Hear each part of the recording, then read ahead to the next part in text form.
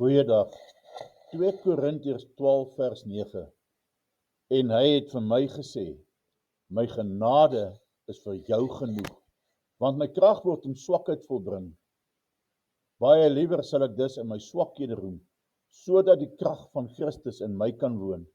Daarom het ek behaag in swakhede, in mishandelinge, in node, in vervolginge, in benoudhede, om Christus wil.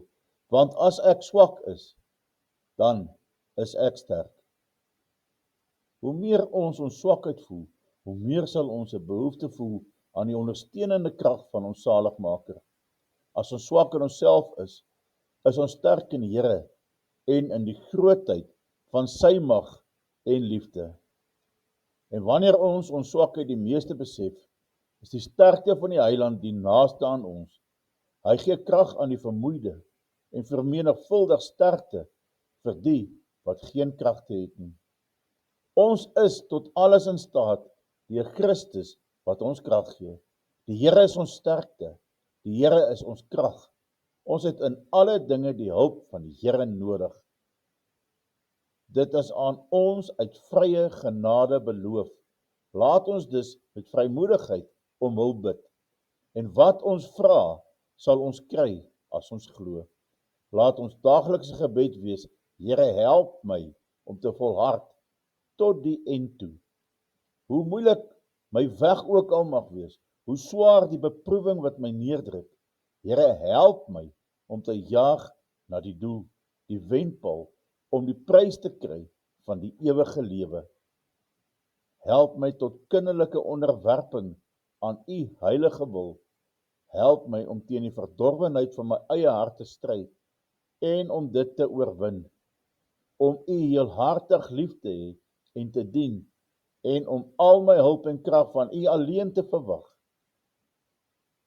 Die wat op die Here wag, kry nuwe krag. Hulle vaar op met vlerke soos die arende. Hulle hardloop en word nie mat nie. Hulle wandel en word nie moeg nie. Die woord sê in Job 17 vers 9, die wat rein van hande is, neem toe in krag.